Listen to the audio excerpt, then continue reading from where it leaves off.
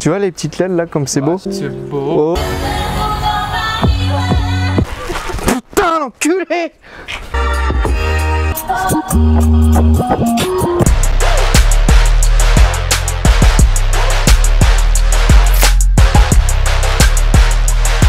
Tu voudrais t'acheter la JBL Boombox 2 mais le problème c'est qu'elle est trop chère. Et bah Tribit propose une alternative, la Strongbox Blast, les mêmes performances pour 2 fois moins cher. Donc tu vois cette enceinte, j'en ai vu des vidéos qui ont fuité sur internet et j'avais tellement envie de la tester en voyant les performances audio qu'il y avait dans ces vidéos. Et là voici. Ça regarde la fontaine qui pisse. Ça lui a donné envie de pisser de voir ça. Nous avons une boîte où à l'intérieur se trouve quoi? À ton avis, qu'est-ce qu'il y a dans cette boîte? Chargeur. Eh ben non. Ah si. La notice d'utilisation si tu sais pas utiliser l'enceinte. Et regarde, un câble pour recharger l'enceinte. Donc t'as pas un chargeur secteur comme on a l'habitude. On a comme les JBL le Party Box. Et le plus important, là.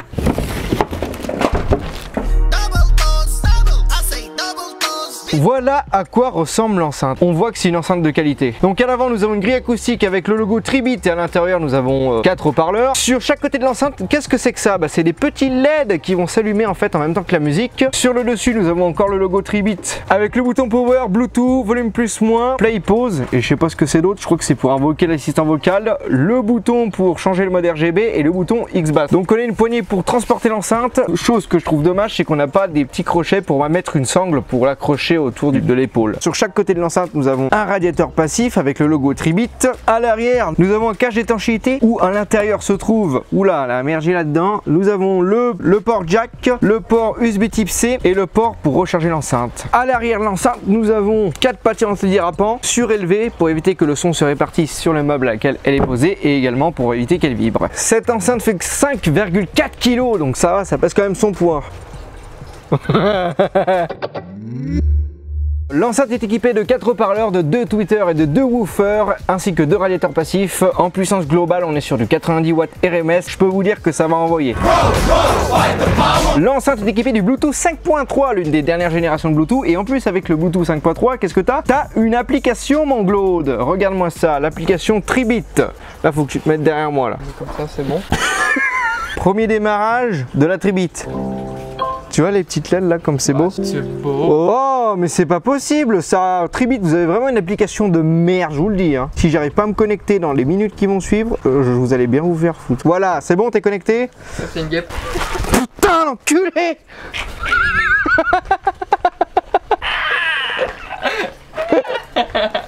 Donc là, regarde, ils nous disent le pourcentage de batterie de l'enceinte, avec comme quoi elle est connectée sur le Bluetooth. Si on appuie dessus, on a différents égaliseurs. Alors c'est quoi ça? Mode 1, mode 2. Ah attends. Ah regarde, ça change. T'as vu ça?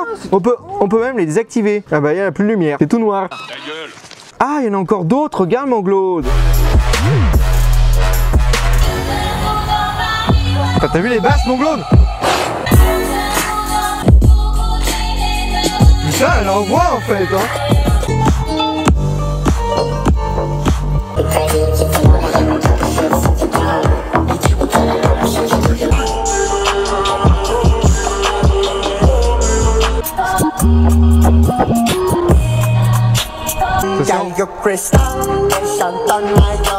Là on va mettre un peu du jazz, tu vois, de la musique un peu hi-fi, quelque chose. Rock and roll. Rock and roll.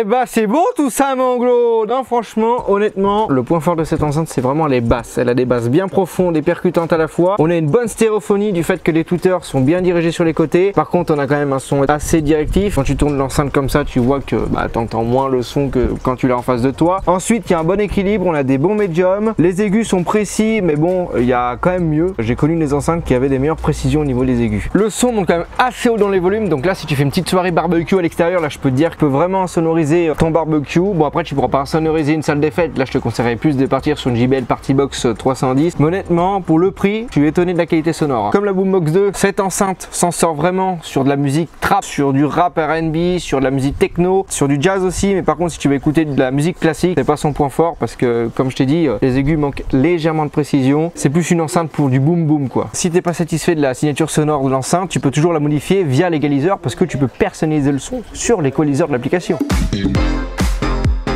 Comparaison du siècle, la Tuffle Boomster versus la Tribit Stormbox Blast et la Soundcord mention Boom Plus. 70% pour toutes les enceintes. Soundcord.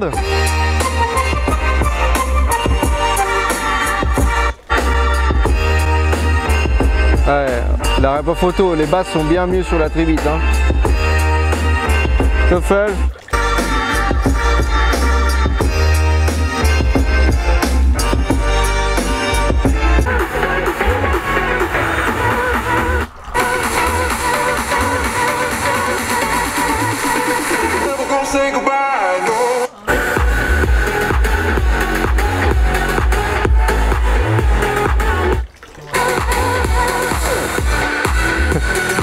Celle qui s'en sort mieux au niveau des aigus et qui a un plus large spectre et qui a également une meilleure stéréophonie, c'est la Tuffle Boomster, mais par contre c'est la moins puissante des trois. Ensuite celle qui a les basses les plus chaudes, la plus ronde et la plus agréable à écouter, c'est la Tribit. Je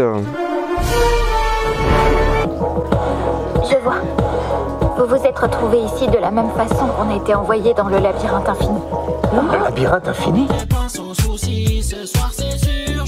Grâce à sa batterie de 9 fois 2900 mAh, cette enceinte propose 30 heures d'autonomie. Bon, ça c'est un volume modéré. Par contre, quand tu vas monter haut dans les volumes, on va dire que les basses consomment quand même pas mal d'énergie. Donc on va diviser par 2 ou par 3 l'autonomie. Mais honnêtement, tu vas largement tenir une soirée avec cette enceinte. Conclusion, pour 200 €, je peux que vous conseiller cette enceinte parce qu'elle propose des performances vraiment bonnes. Comparé à une Boombox 2 qui coûte 500 €, ça coûte presque 3 fois moins cher et t'as une aussi bonne qualité sonore. J'achèterai et tu peux acheter. On se retrouve samedi prochain pour une nouvelle vidéo, soit rendez-vous mon Glaude. Sinon, je vais te gloumer.